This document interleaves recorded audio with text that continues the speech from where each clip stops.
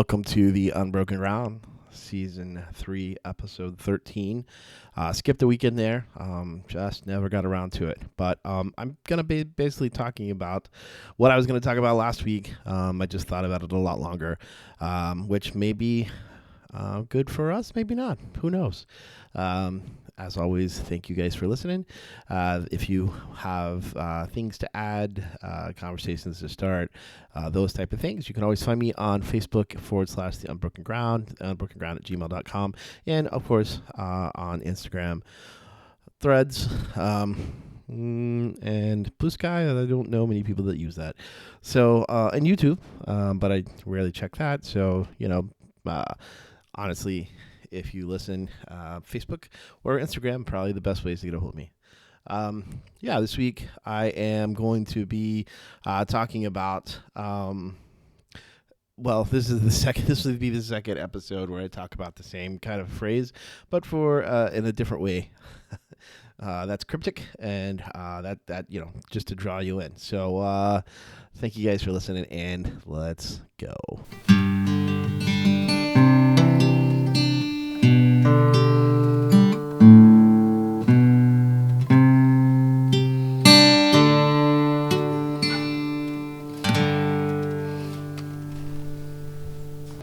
So I have to start with a confession.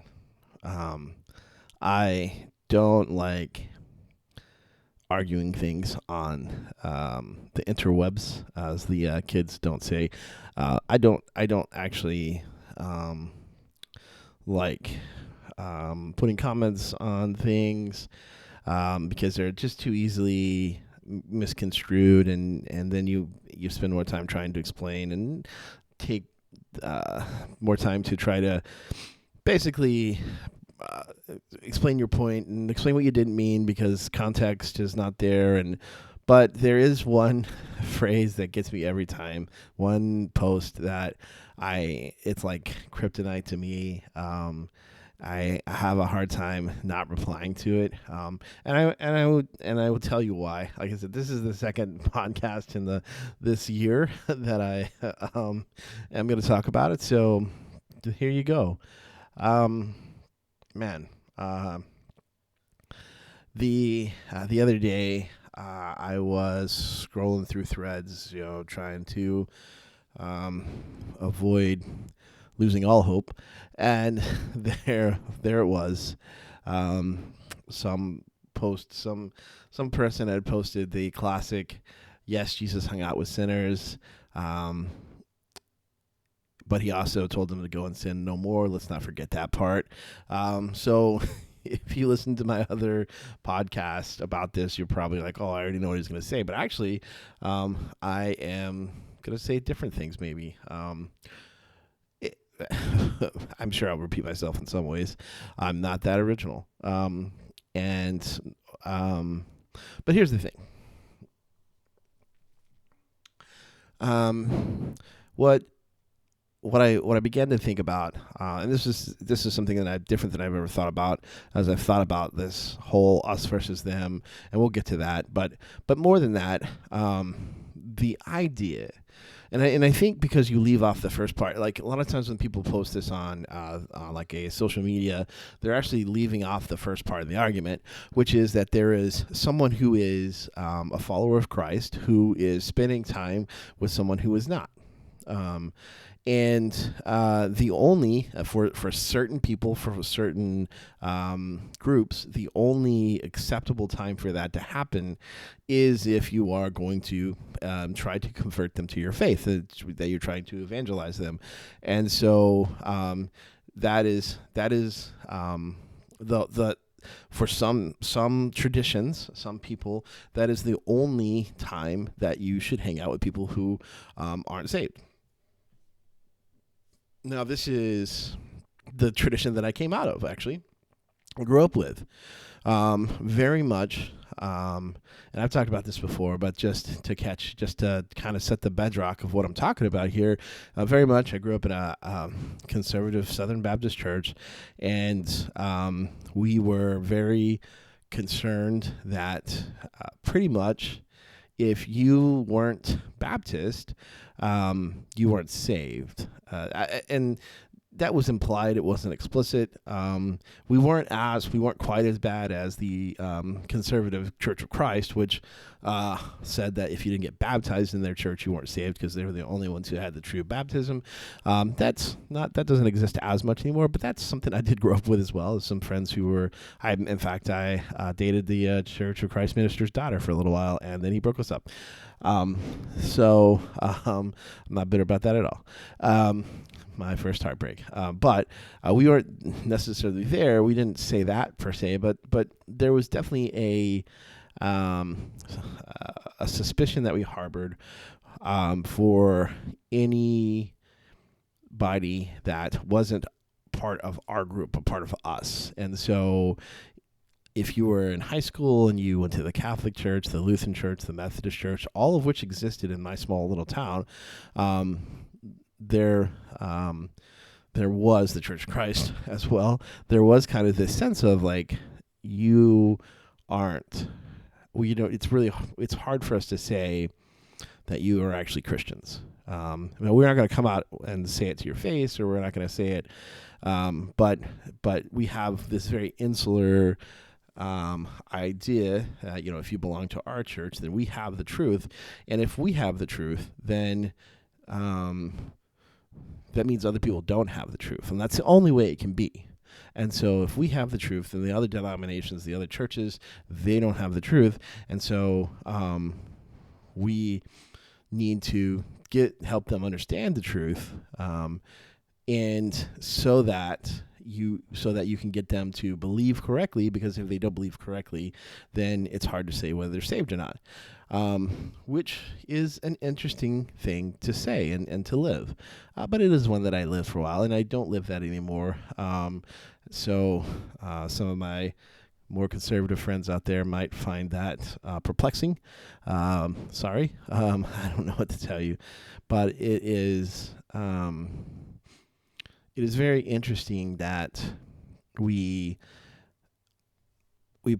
put much more emphasis on the theology we say we believe versus the things that we do. And so for example, if you went to my church the one that I was at when I was in high school, as long as you had said the sinner's prayer and you had asked Jesus into your heart, and you came to church at least some, then you were good, you were saved, and there was very much a lack of any real emphasis on what you do with the rest of your life. As long as you've made your commitment, you're in, you're part of the crowd, you're part of the church. We don't worry about you because you got saved, you said the prayer. And that's a classic Baptist way of looking at things. And I mean, I lived that for a lot of my years of my life. Classic Southern Baptist anyway. And then the crazy thing is that you start meeting people from these other churches as you're an adult, and you start going, oh, you love Jesus. And not only do you love Jesus, but you love Jesus enough to make it come out in the things that you do with your life. And so it's a faith that is translated into the things you actually do, which amazingly is what Jesus talks about in his Gospels, that when he talks about how people will be known, how people will be known as his followers, he says they'll be known by the fruit, the things they do. They'll be known by the love they have. They'll be known by the way they serve. And we had turned it kind of on its head. And so what happens when you do that, and when it's like you as long as you hold the same beliefs, you hold, and whether or not they change your life or not, as long as you just assent to those beliefs, then you're in. And that's I think, unfortunately, for a lot of people who were experiencing Jesus through the church that I was in,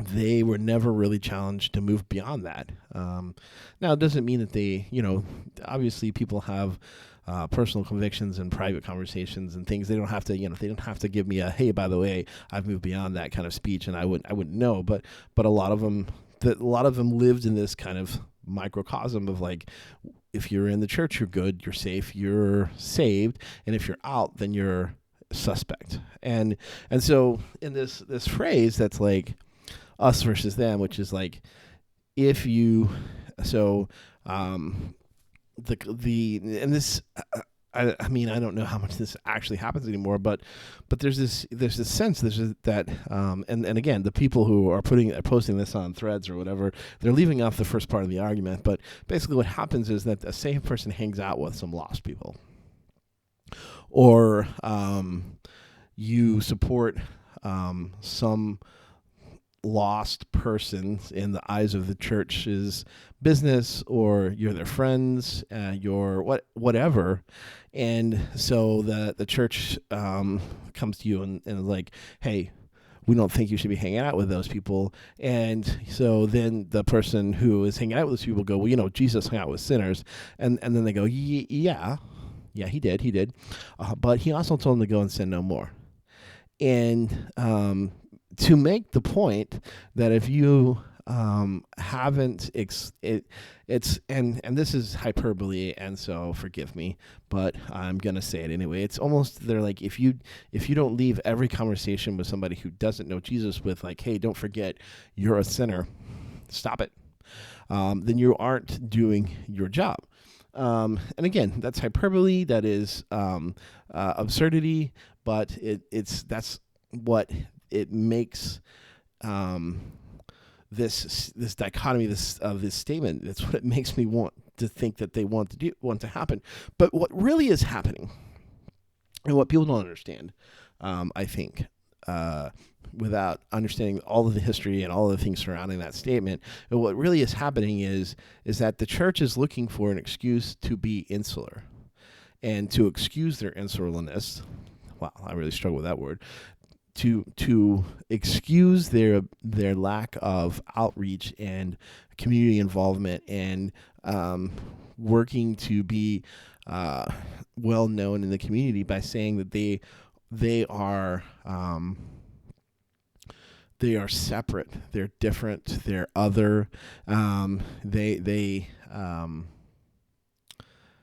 so they use this idea of like, we have to, you can go out into the world, but you really ought to just stick to the church and its community, and don't go beyond that. Don't make friends, don't make relationships beyond that, because, and I think, one of the reasons is because it's bad,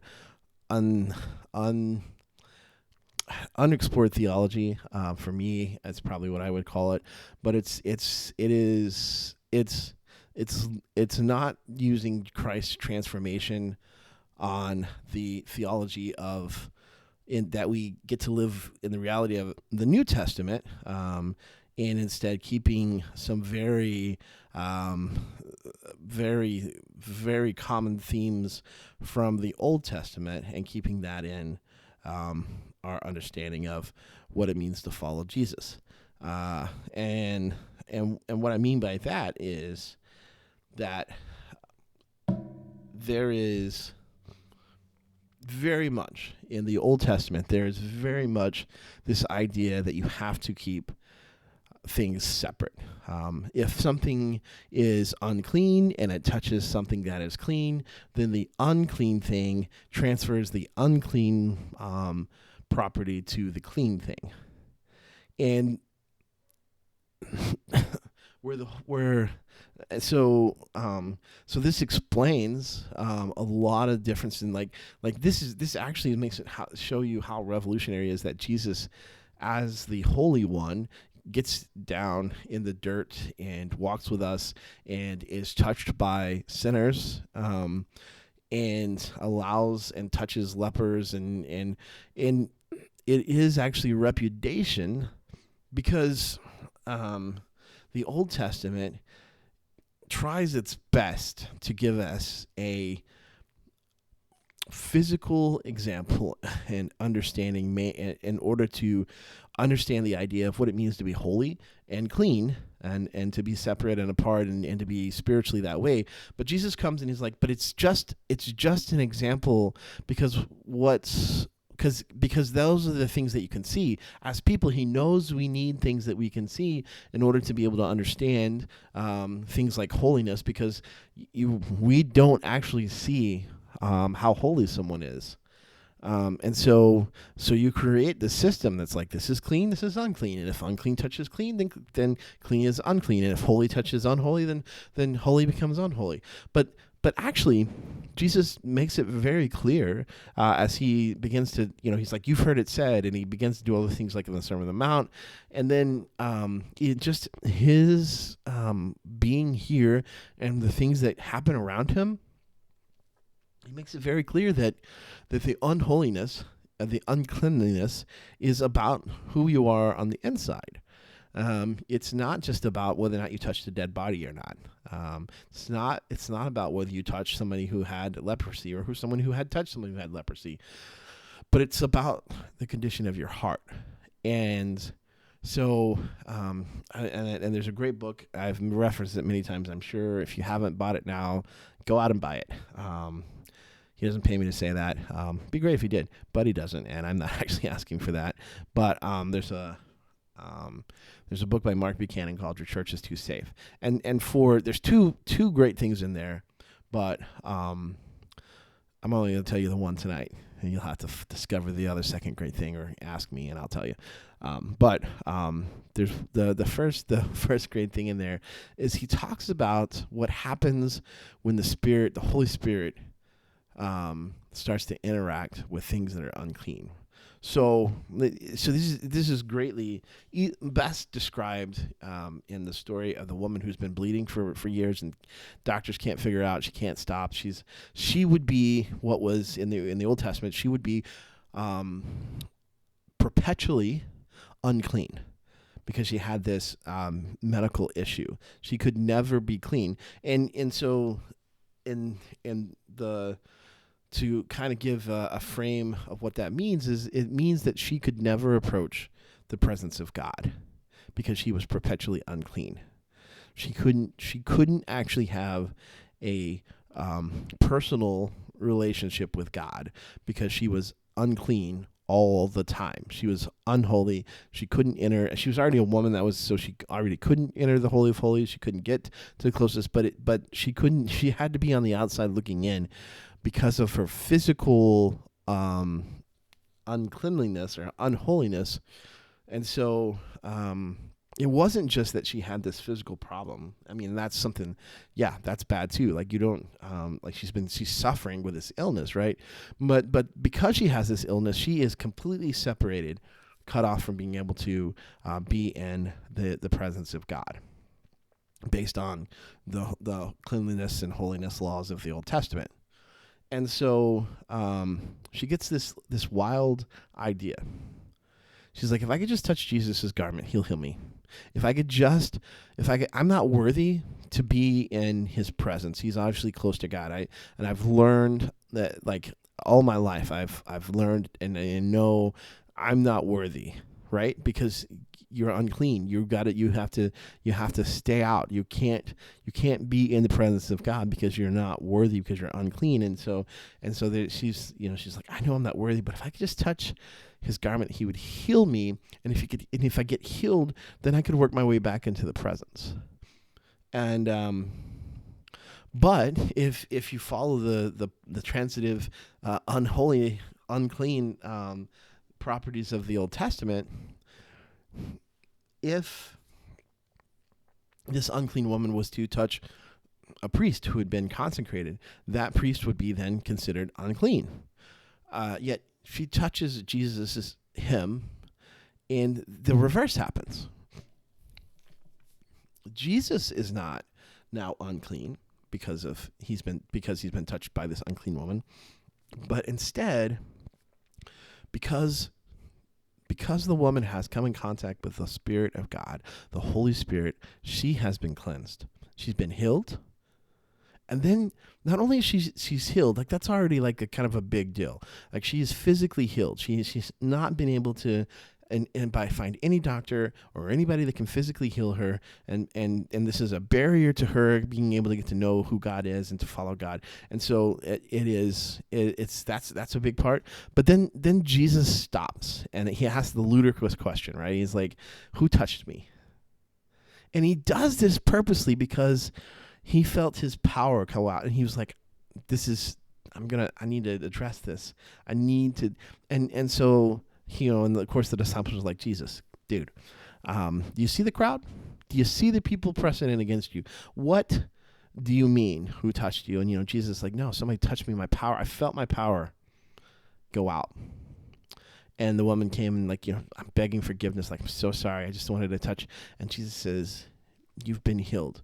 And so not only in front of everybody, right? He makes it known. And so not only does he heal her physically, but he also restores her place in the community and in the place in the religious community. And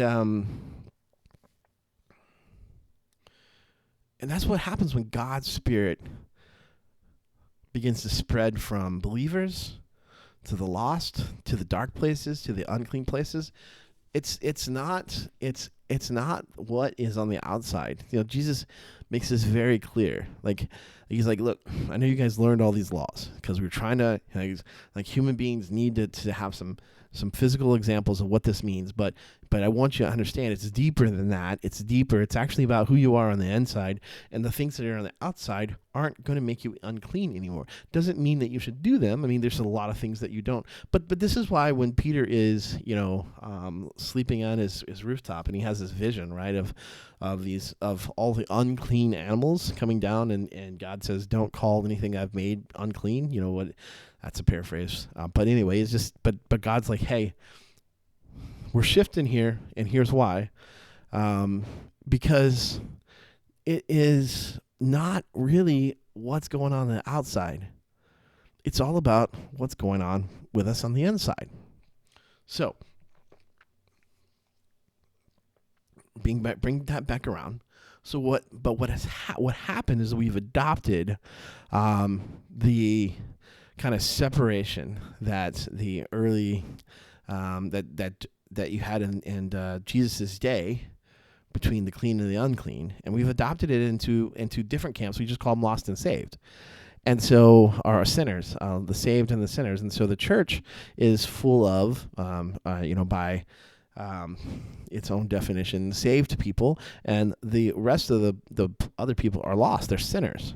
And so if you use the Old Testament understanding of this, if you hang out with lost people, then you become unclean. And Jesus, he's like, no, it's not what's happening. But we do that, and we became so adamant about that because we created our own, basically, like in America.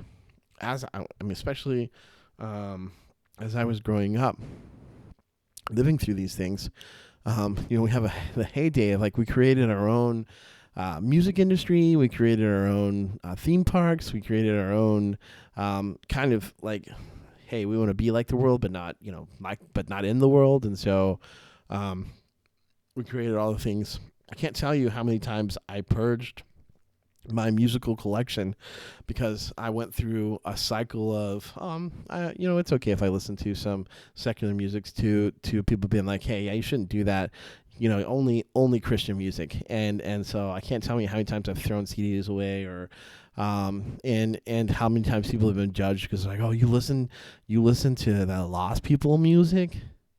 And it sounds silly, but it was part of, like, are you in or you out? In a lot of the church youth groups I was in, and some of the college groups, like, it was very much like are you in or you're out? And the condition of your soul sometimes was reflected by how holy or how Christian your music selection was. And and it's because we didn't. It's because it was easier.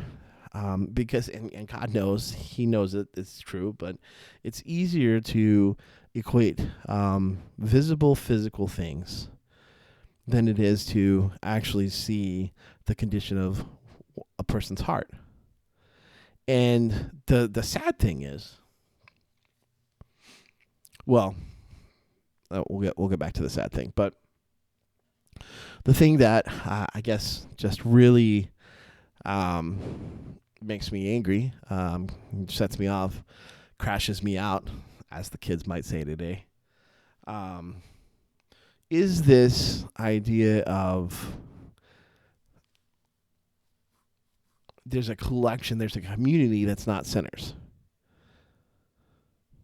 Because if you say, hey, you're hanging out with those people, those are, they're not saved, they're sinners, they're lost, okay? Let's just use that language, okay? That's fine, they're lost. Jesus kind of uses that language about lost sheep and lost coins and lost people, and so maybe we can call them lost, okay? So if you hang out with people that are lost, the idea is like that lost people are going to sin because they don't actually know why they shouldn't. Because, we know why. If you're saved, you should know that, like, sin it leads to death, and that there's a better way to live your life rather than to live it in sin. And Jesus knows that, and so Jesus wants us to live without sin because sin leads to death, and he wants us to have life and life abundant. And so he would tell us, don't go sin. But lost people don't really have that. They might have kind of a moral understandings of how to live their lives. They might do things that are moral. Like these are good morals, but not necessarily a biblical. Sometimes it's cultural. Like you're just if you have good manners, you're kind, you're nice culturally. But it's not really life. It's just what you do as part of the group. And so there's this idea. So like what happens then is you have an us versus them. And us, we're the good people, and all those other people out there are sinners. And what it does is it removes the fact that Jesus hung out with people. And if Jesus hung out with people, the Bible actually tells us. The Bible tells us. Paul tells us, right? He says if you're a person, then you're a sinner. And so when you say things like, "Oh yeah, Jesus hung out with sinners," what we're saying is like Jesus, as Christians, we're saying, "Oh yeah, Jesus hung out with the lost people. Yeah, he did, but he didn't hang out with them because he loved them and he just liked being around them." That's the caveat that we make. We're like, yeah, Jesus hung out, but it was only because he was changing their lives. And that's true, but also not true. Like, I think Jesus just loved people. Jesus hung out with people, so he hung out with sinners. And when we make this dichotomy and we pretend like the people who that we are friends with and the people that we and our families and those that are part of our church, and we're like, we are the good people, we're not the sinners. The fact is that we are still sinners. I've yet to meet a person who's lived on this earth and been perfect. So when you say Jesus hangs out with sinners, it very much is this. It's a relationship control of like, you can't be friends with people who don't know Jesus because they are unholy. They will make you unholy, that whole transgender thing. And so at best, in order to redeem your relationship with these people who don't know Jesus, these lost people who need to know Jesus, I'm not saying we shouldn't share, I'm not saying we're not supposed to share the gospel with them, but I'm just saying we ought to maybe view them differently. But we were saying basically like, they're sinners and we're not. And I began to just really think about that because I began to think about all, like, how many times did Jesus say, "Go and sin no more" in the Gospels? It's honestly not that many times. There's some very poignant stories. The woman caught in adultery who. Jesus says, "I don't condemn you. Go and sin no more." There's, the some people that he heals, but he doesn't. The go and sin no more pales in comparison to the instruction he gives to his followers, and the the tirades he goes off on to talk with those who should know him best, those who were religious experts. So if Jesus spent more time talking to his followers and religious experts about how they ought to behave and what they ought to do, then we should do likewise. But we have instead made it into this idea that if you are a Christian, then you're no longer a sinner, which again is just not true. There's no perfect people yet, and it often puts us into a us versus them, and it magnifies the bad and sinful acts of people outside our circle, and it diminishes, we downplay the sins of our own. And so last week I put that in a thread, and so if you follow me on threads, you've already seen all this, but I basically said, Jesus hung out with Jesus' words. He had more to say to the religious leaders and his followers than he ever had to say to sinners. Go and do likewise.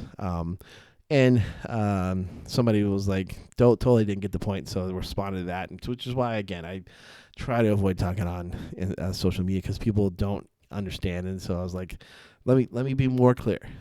Jesus hung out with people, and so Jesus hung out with sinners. Paul tells us in Romans 3:23, we've all fallen short of the glory of God. We are all sinners. So to say that Jesus hung out with sinners just means you could just put people.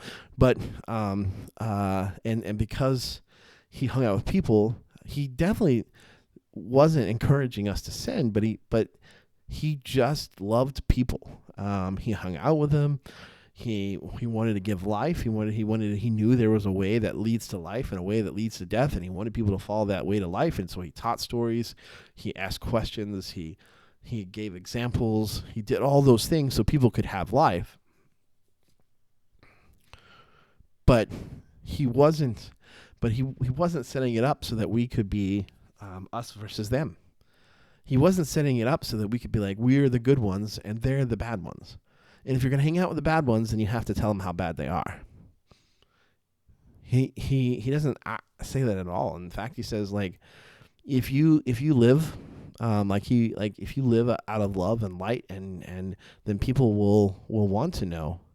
They'll know who you are by the things that you do, and they'll want to be like you. The thing about being a city on the hill, the thing about being salt and seasoning, is that people want those things in their lives. They want those things. So if you're a city on a hill, people and people are looking for a place to find safety and rest, then they're going to look for a city that's on the hill. The light, they're going to be drawn to that.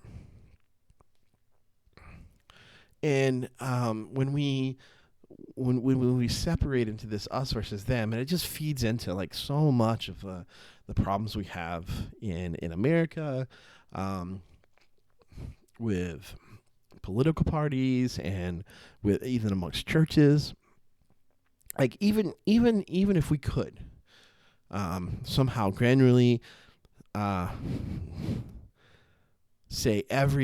rate every single organization, every single church, every single believer or non-believer on a scale, even if we could do all that, which we can't. So what that means that we have to use stereotypes, and we have to use broad judgments, and we have to wrap people together into groups, and so that we can better just label them, and if you can label something, you can then put it away, and you don't have to really engage with it.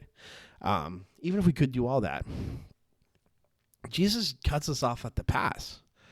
Jesus cuts us off at the pass, and he's like, hey, you've heard it said, love the people that love you. And he's like, good, good, good, good. Yeah, you should love the people that love you. He's like, that's actually, everybody knows how to do that. Like, that's not a noble thing. He goes, if you want to follow me, then you'll love God with everything you have, and you'll love your neighbor. And then somebody's like, well, who's my neighbor? And Jesus tells this story, and he makes the most heinous person to the Jew the hero of the story. And in the Sermon on the Mount, he makes it even more clear. He says, you love the people that love you. You love your friends. You love your family. That's good. You should do those things. He says, but I'm telling you that if you want to have the heart of God, then you need to love your enemy. And so if you love your enemy, you can't separate them into an us versus them. That's not what love does. That's not what love does at all. And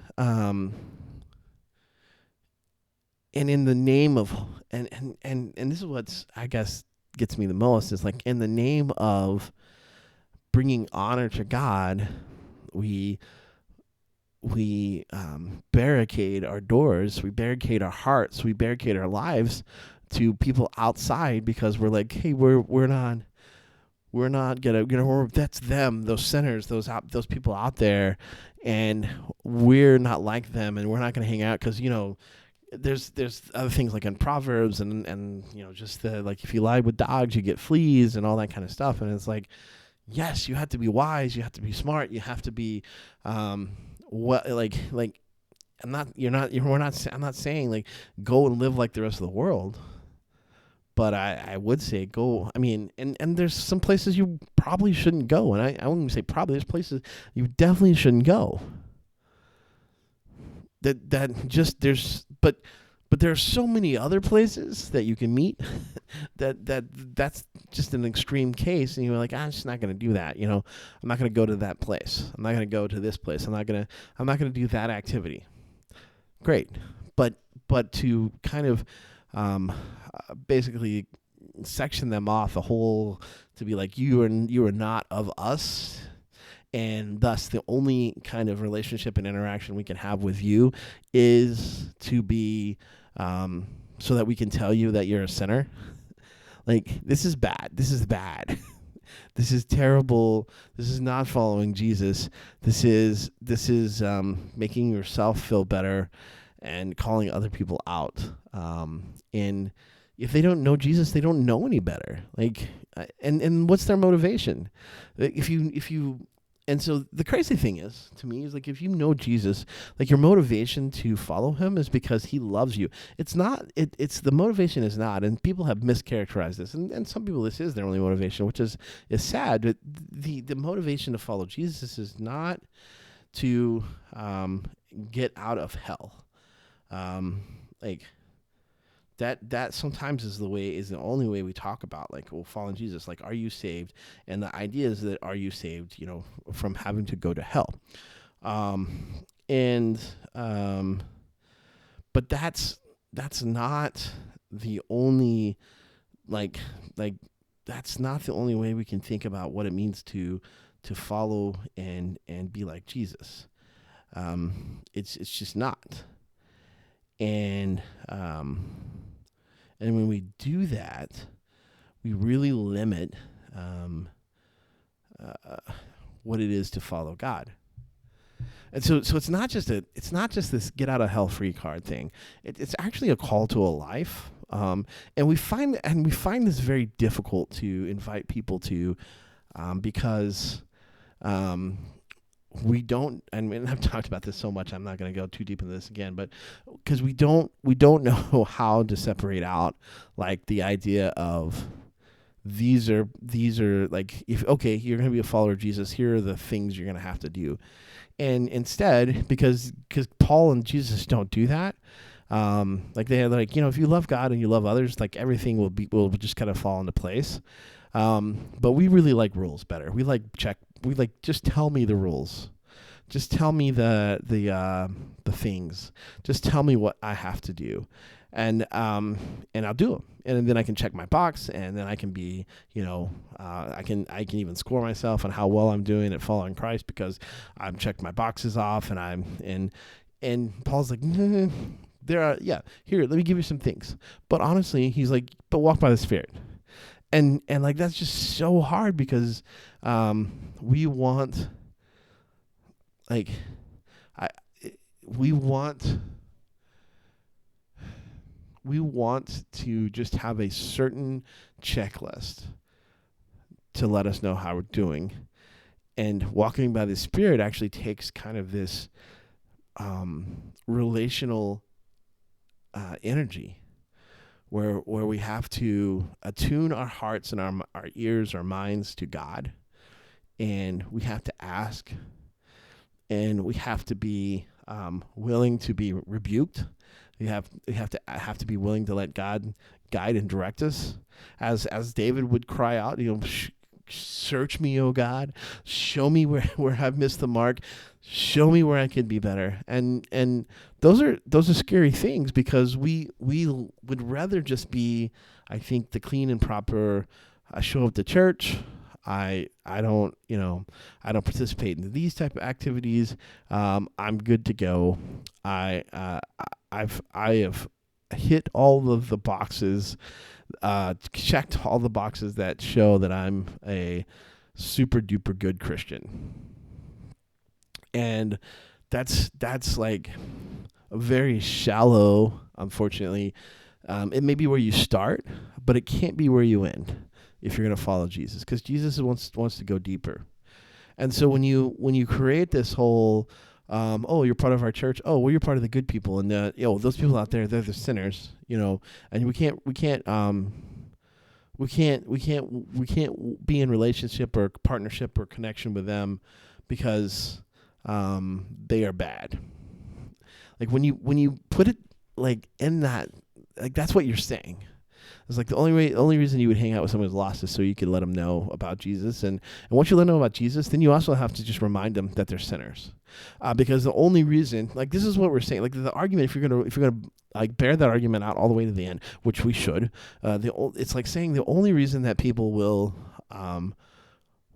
accept Jesus as Lord and Savior is if they come to a full understanding of their sinfulness. And I would argue, so I grew up in a very evangelical, very evangelism forward church and college, and so, but I would argue, honestly, that most people who are thinking about whether or not they want to follow Jesus, most people know that they mess up. Very few people, and sometimes they have psychological issues as the reason they don't. Is very few people would be like, yeah, no, I've been perfect. I've done everything right. Very few people are convinced that they are good. Very few. But we are out here pretending like we need to be explaining to people that they definitely aren't good. like that's the evangelism stratagem. Let's get out there and let people let them know they're not any good, that they're terrible, and they can't hang out with us, and I can't hang out with them without just letting them know just how big of sinners you are. And so that led me to, and I haven't done it as much. This is a pretty crazy thing, but it led me to change it up a little bit. So the original post somebody put they stole it from somebody else, and this is just again, it's been an argument since I've been in college and youth, and probably before that. But the argument goes like, yes, Jesus, it's in quotes, Jesus hung out with sinners. And then the person responds underneath that with, yes, he hung out with sinners, but he also told them to go and sin no more. And let's not forget that part.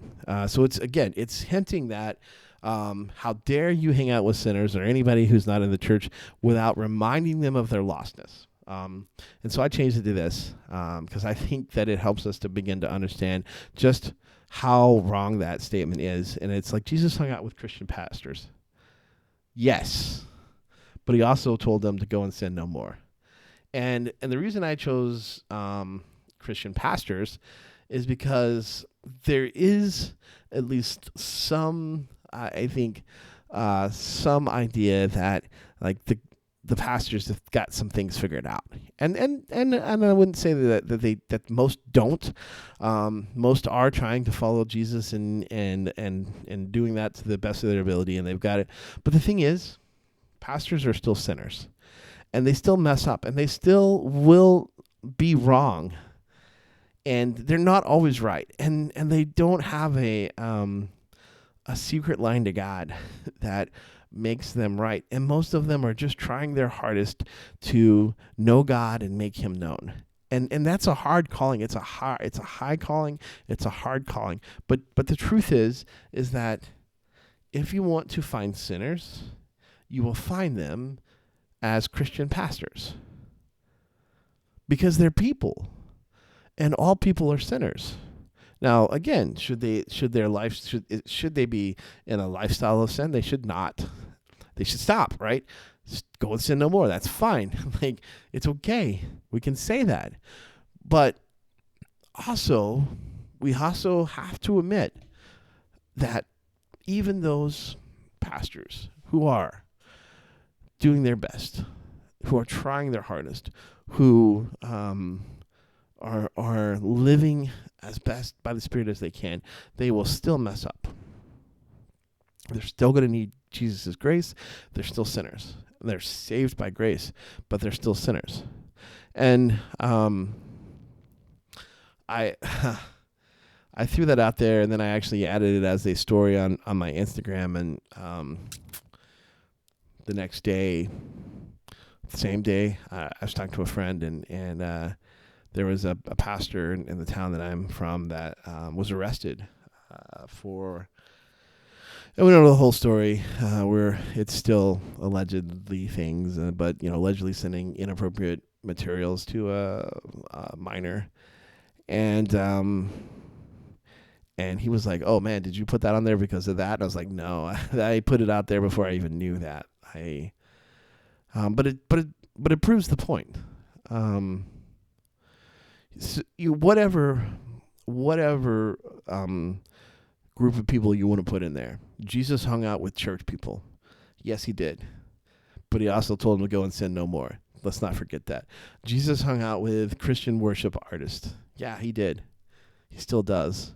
But he also tells them to go and sin no more. Let's not forget that part. So when you begin to like, instead of being like, yeah, the people outside of our culture, of the ones that we maybe don't like, and maybe we have kind of started to vilify and started to demonize, and we say, oh yeah, well we don't spend our relational energy on those people, those type of people, those others, because they are outside. They're not of us. They're sinners. They're unworthy. And the only reason, if we do deign it, that we should indeed spend any relationship capital and time and energy on them, and if we do say that, then certainly it's only because we're telling them, we're doing our due diligence to tell them about the gospel of Jesus. And part of that gospel, we need to make sure that part of that gospel is telling them just how bad of sinners they are. And it makes people into projects, and it allows us to demonize, to desensitize, and it allows us to push people down by the wayside, because they're the others, those people, those sinners. They're not our sinners. They're those sinners. They don't belong. And anytime we can do that, then we can rid ourselves. Maybe we shouldn't have it anyway, but we can rid ourselves of the guilt of not walking with them in community, because they are those people. They're those sinners. They're those and so when we do that, because we realize that Jesus says, love your neighbor as yourself. But then we were like, okay, but is Jesus does he really mean those people? Does he really mean the least of these?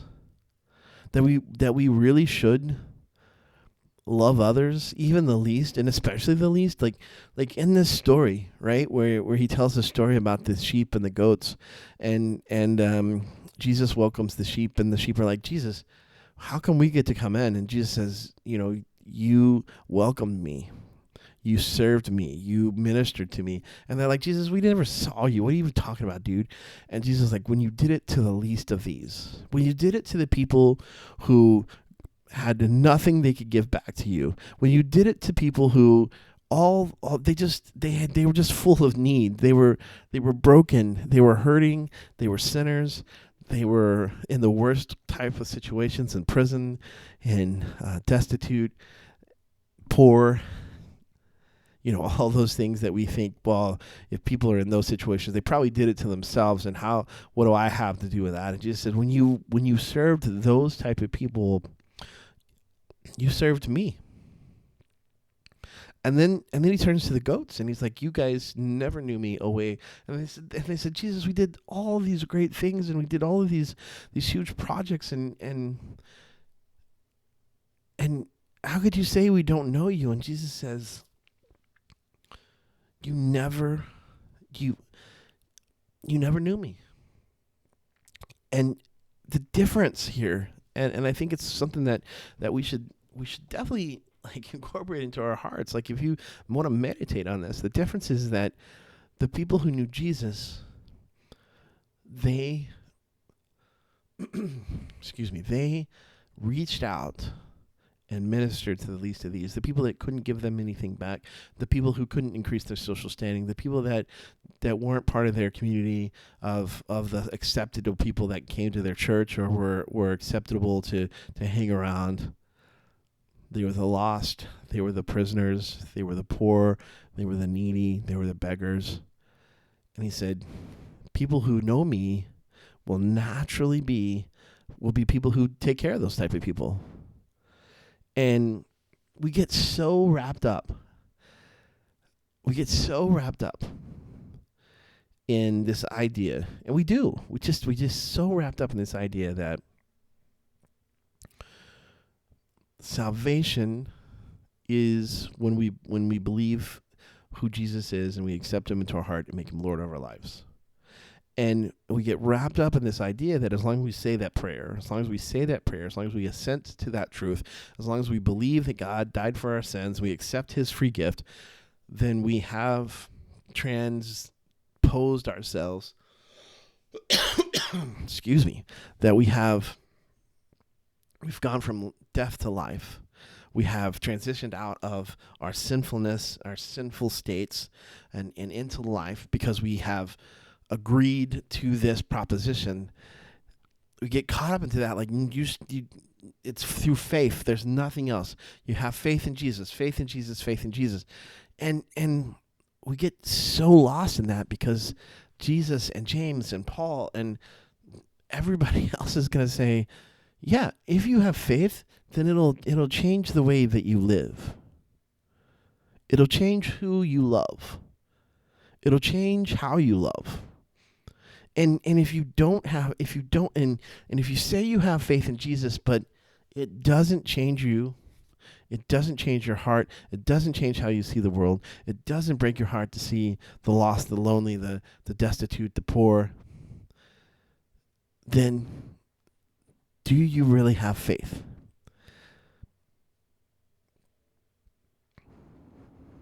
It gets into this a very dangerous place where all that you want is personal salvation, is a personal guarantee of, hey, I want to know what happens when I die, so I don't want to go to hell because that seems like a drag. That seems very bad. So in order to avoid that, I'm going to agree to this belief, this statement, and then check that box, and then I'm good.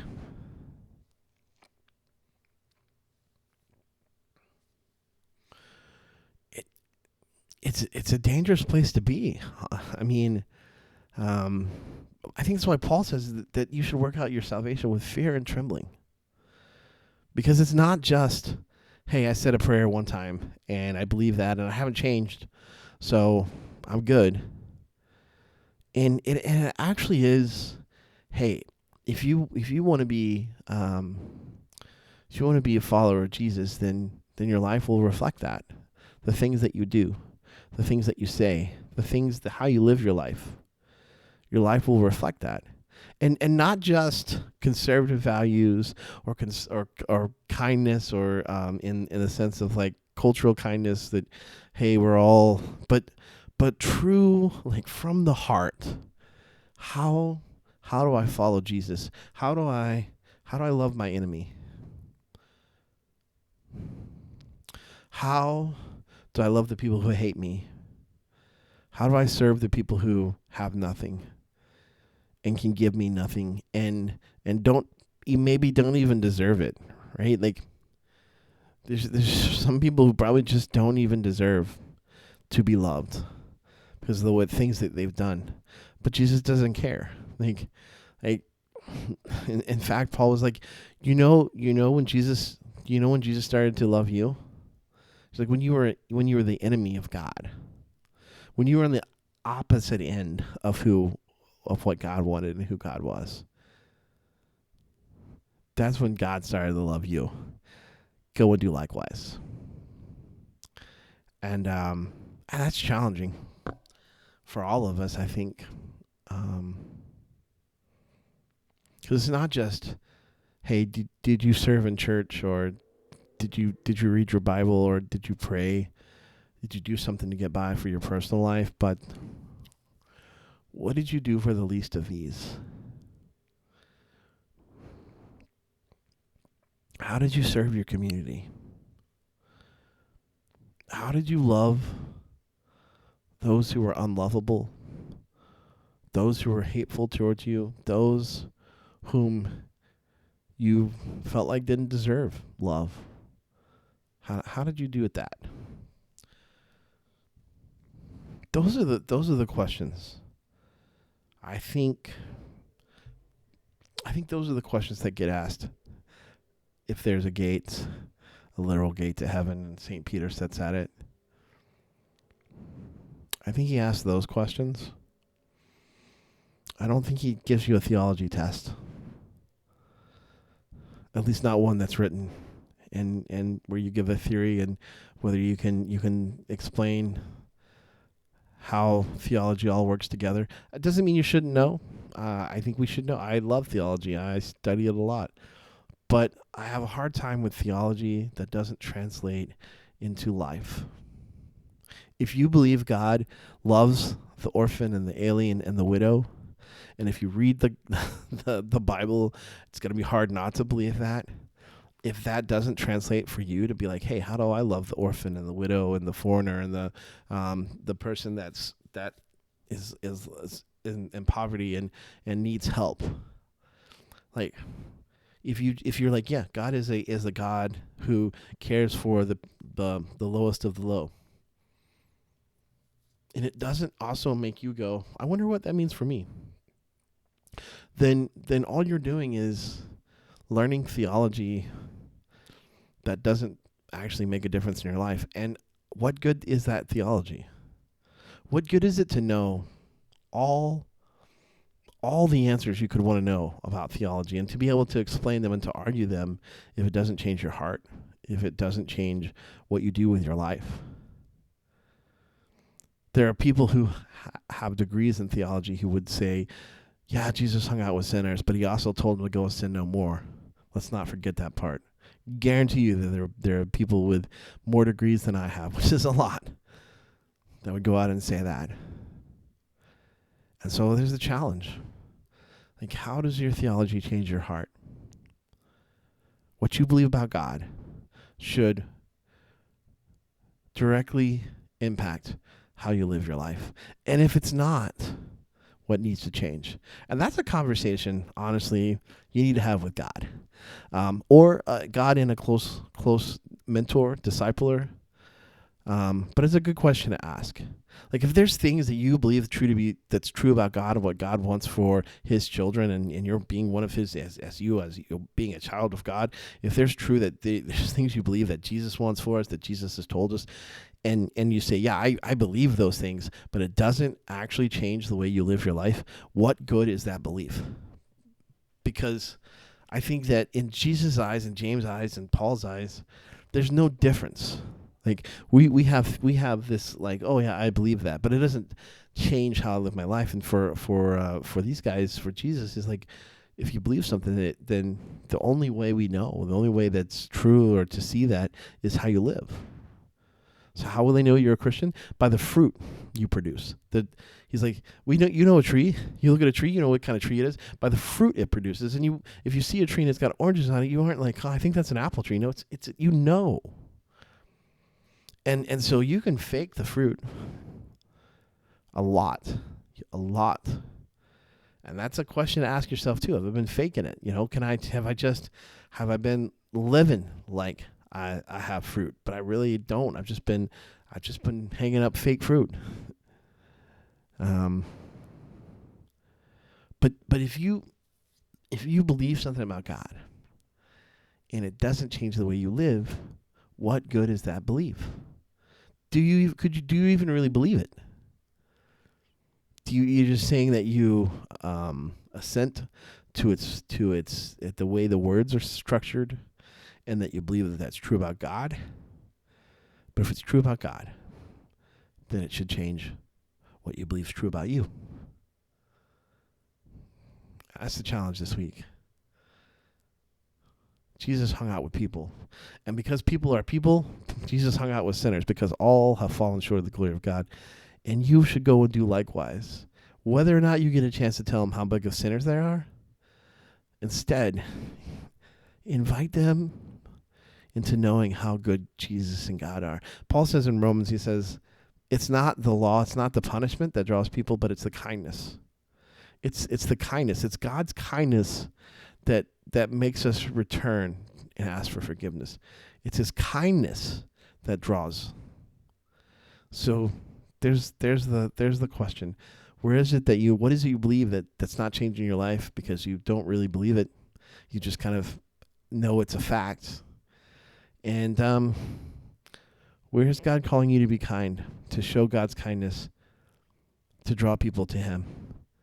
Maybe it's kind to yourself. Maybe it's kind to your spouse. Maybe it's kind to the people around you. Maybe it's just explaining the kindness of God in the best ways by showing that in the things you do. But that's the challenge for you guys this week. Maybe this will be the last time I do a podcast, because I get crashing out about somebody putting out there like, yeah, how dare you hang out with lost people? They're sinners. And I just want to go, yeah, so am I. So are you. And you know what we need? We need Jesus, and we need the love of Jesus that overcomes the love of 1 Corinthians, the love that reminds us that when we were far off, enemies, he loved us so much. He loves us too much to leave us the way we are, though. He is working. He is at work.